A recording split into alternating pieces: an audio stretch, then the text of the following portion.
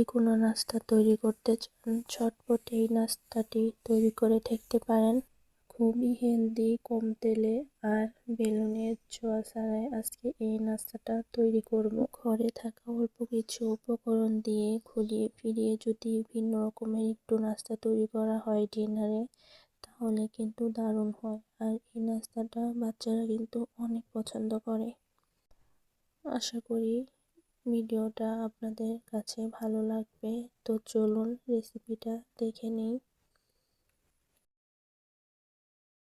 নাস্তাটি তৈরি করার জন্য একটি মিক্সিং বোলে আমি নিয়ে নেব 2 কাপ ময়দা।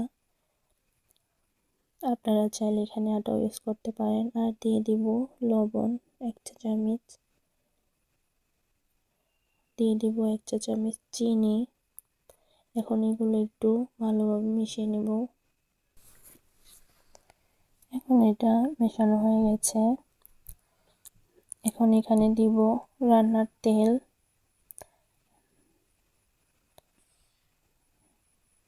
এখন এই তেলটাকে ভালোভাবে ময়ান দিয়ে নিব। এখন এই তেলটা ময়ান দিয়ে ভালোভাবে মেশানো হয়ে গেছে। এখন আমি এখানে অ্যাড করব নর্মাল পানি।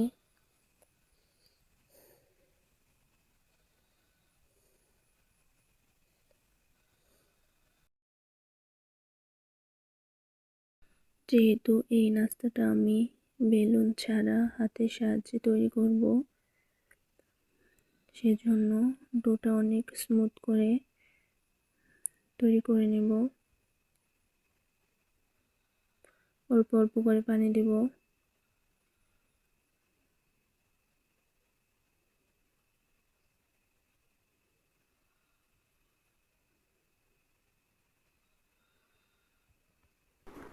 তো দেখেন এটা আমার মথে নেওয়া হয়ে গেছে। এখন এটাকে একটু তেল দিয়ে ঢেকে দেব 10 মিনিটের জন্য।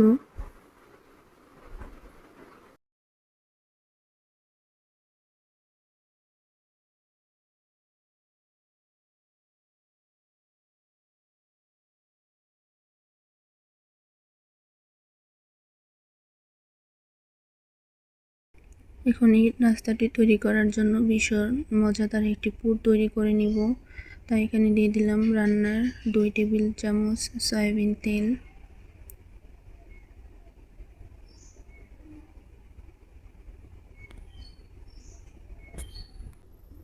এখন এখানে 2টা ডিম ফাটিয়ে দিয়ে দেব।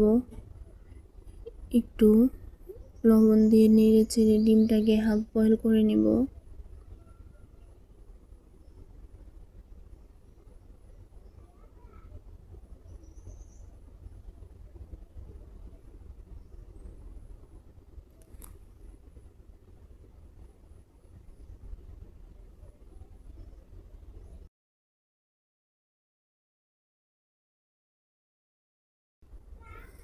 দেখেন আমার ডিমটা হাফ বয়েল হয়ে গেছে।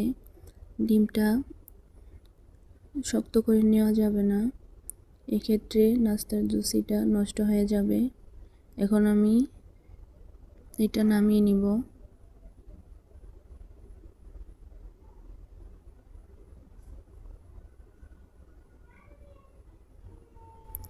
এখন ওই প্যানে আরও 1 চা চামচ তেল দিয়ে আমি এখানে দিয়ে দেব পেঁয়াজ কুচি। আমি এখানে বড় সাইজের একটা পেঁয়াজ কুচি করে নিয়েছি।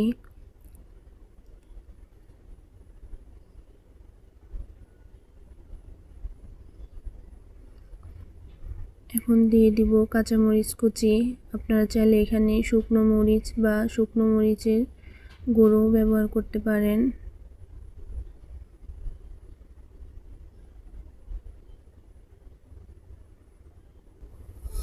যখন পেঁয়াজটা হালকা লাল করে ভাজা হয়ে যাবে, এখন এখানে আমি দিয়ে দিব আলু।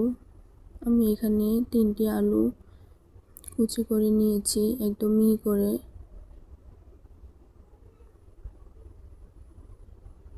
এখন এখানে একটু লবণ দিয়ে উল্টে পাল্টে ভালো করে একটু আলুটাকে ভেজে নেব।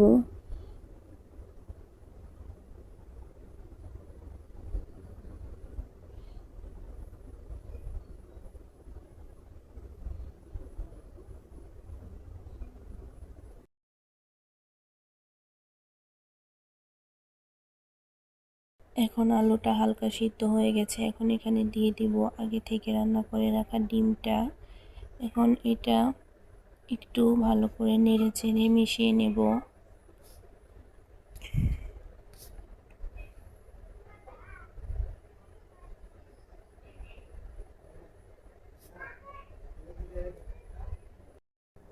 এখন এটাতে দিয়ে দিব সাথে ম্যাজিক মশলা। আপনাদের হাতের কাছে এটা না থাকলে আপনারা এখানে নুডলসের মশলা বা গরম মশলাও দিয়ে দিতে পারেন। এখন এটা একটু ভালো করে নেড়ে চেড়ে নেব।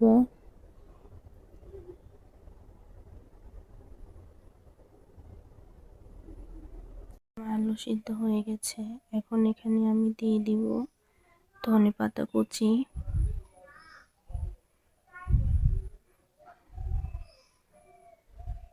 এখন এটা আমি আরো 2 মিনিট রান্না করে চুলা থেকে নামিয়ে নেব। এই পুরটা দিয়ে নাস্তা তৈরি করলে নাস্তা কিন্তু ভীষণ মজা হয়।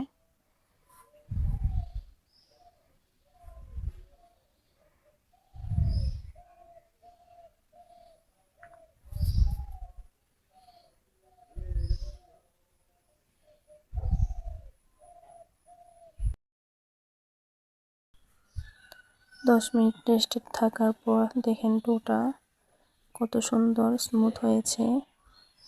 এই নাস্তাটি তৈরি করার জন্য এরকমই সফট একটি ডো লাগবে।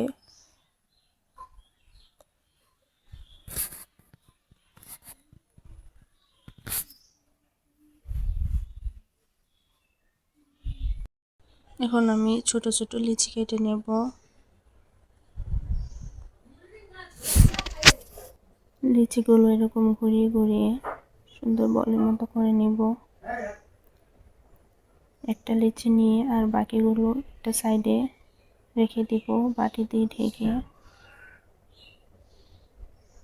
এখন এখানে একটু তেল দিয়ে হাত দিয়ে যতটুকু সম্ভব পাতলা একটি রুটি বানিয়ে নেব।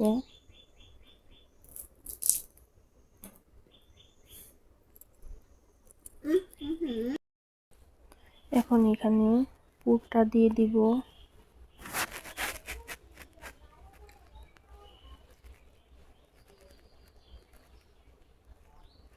তারপর এরকম হাত দিয়ে ঘুরিয়ে ঘুরিয়ে রোলের মতো করে নিব।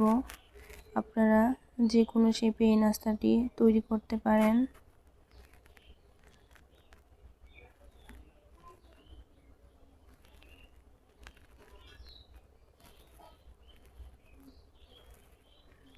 দুই সাইডটা বন্ধ করে দেব যাতে এটা বের হয়ে না যায়।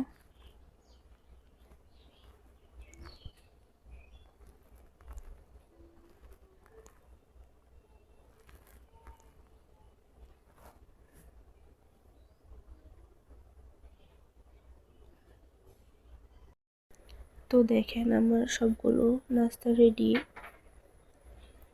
এখন চুলায় একটা ফ্রাই প্যান বসিয়ে দিয়েছি। এখন এখানে সবগুলো নাস্তা দিয়ে একটু হালকা করে সেঁকে নেব। প্রথম অবস্থায় কিন্তু কোনো তেল দেওয়া যাবে না, এতে নাস্তাটা দেখতেও ভালো লাগবে না আর খেতেও ভালো লাগবে না।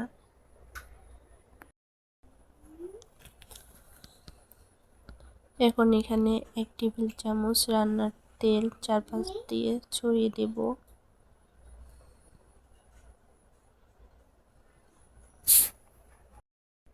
এখন এটাকে আমি উল্টিয়ে পাল্টিয়ে লাল লাল করে ভেজে নিব। আপনারা কিন্তু এই নাস্তাটি ব্রেকফাস্টে অথবা ডিনারে বানিয়ে ট্রাই করে দেখতে পারেন। বাসার সবাই তো এই নাস্তাটা অনেক পছন্দ করবে আর বাচ্চারা তো কেড়ে কুড়ে খাবে। তো আজকের ভিডিওটি যদি ভালো লাগে অবশ্যই আমার চ্যানেলটাকে সাবস্ক্রাইব করে দিয়ে পাশে থাকবেন আর একটা লাইক দিয়ে দিবেন। তো দেখা হবে নতুন ভিডিওতে। সে পর্যন্ত সকলে ভালো থাকবেন, সুস্থ থাকবেন। আল্লাহ হাফেজ।